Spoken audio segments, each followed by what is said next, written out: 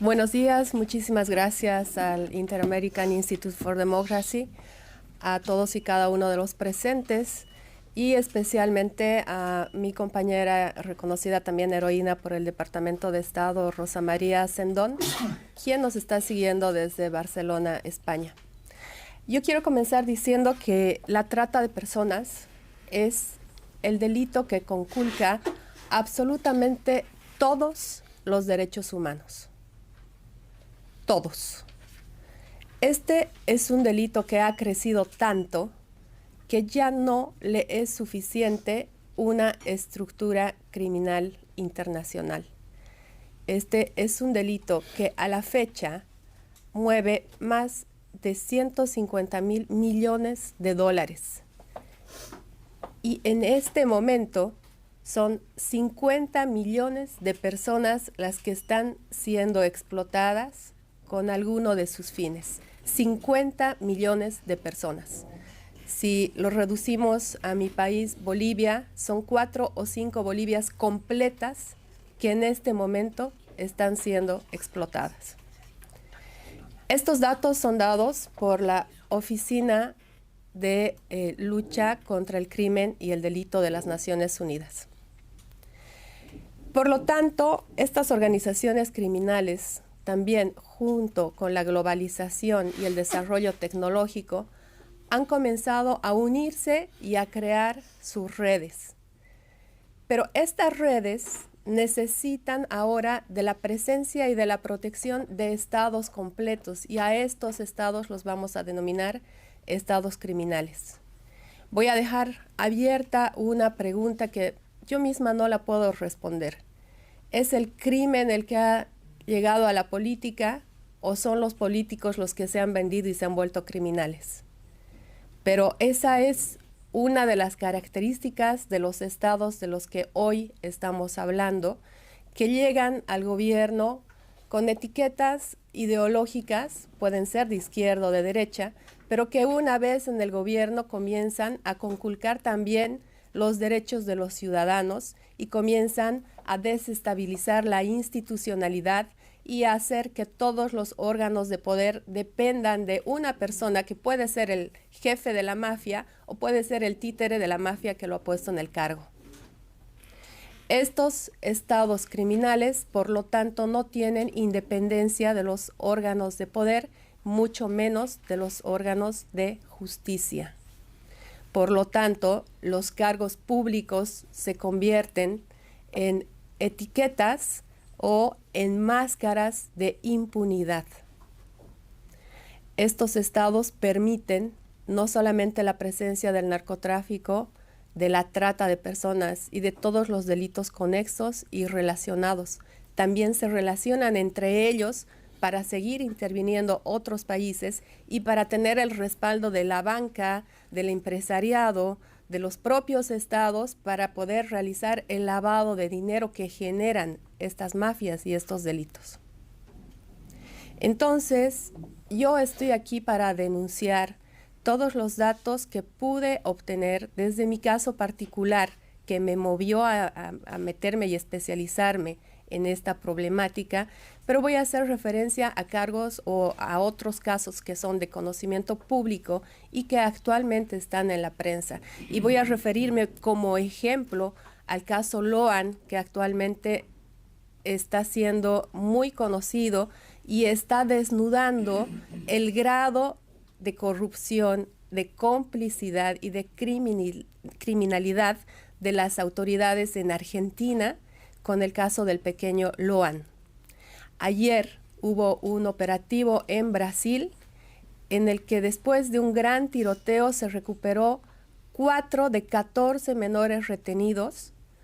Han habido más de 60 muertos y este operativo ha generado también la muerte de un diputado del Partido Colorado en Paraguay por estar involucrado en estas redes de trata y de narcotráfico.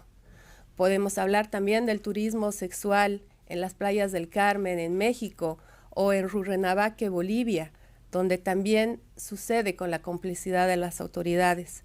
Podemos hablar de muchos casos que son públicos y de los miles de jóvenes de entre 16 y 21 años que están presos en diferentes cárceles del mundo bajo el delito de narcotráfico, pero que en realidad son víctimas de trata de personas obligadas a cometer estas actividades ilegales.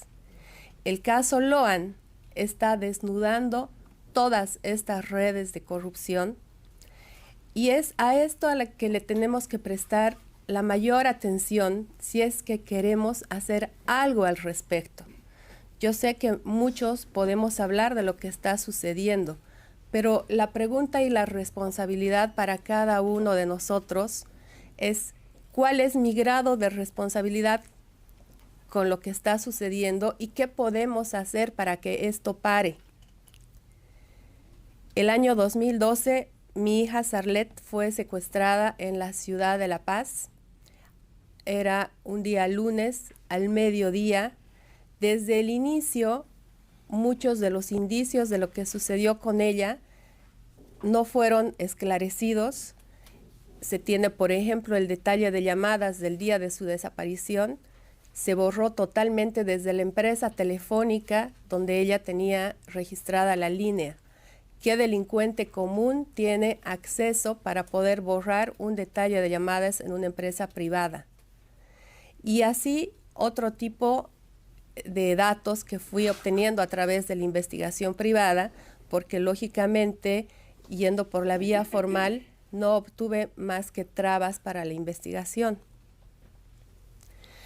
El último caso que quiero, o el último dato que quiero denunciar sobre mi caso específico, es que el 2019, cuando logré encontrar a mi hija a través de la investigación privada y después de muchas acciones y de viajar por muchos países siguiendo la pista, pude contactar con los intermediarios del Ejército de Liberación Nacional que trasladaron a mi hija desde el lugar donde estaba siendo explotada hasta la frontera de Colombia con Venezuela para iniciar el proceso de liberación.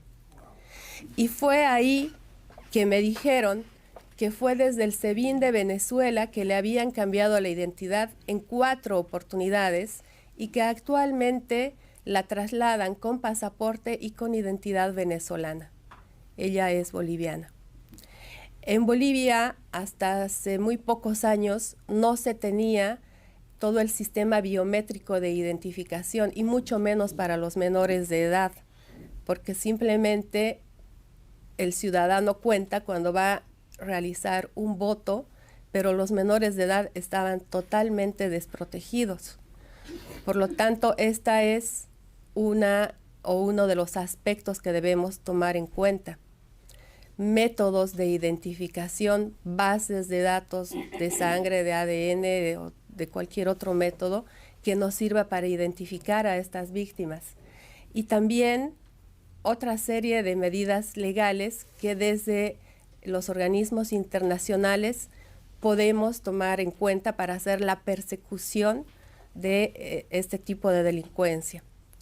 Yo quiero decirles que los ciudadanos de bien somos los que tenemos el derecho a elegir y a ser elegidos, pero los delincuentes tienen que estar en la cárcel.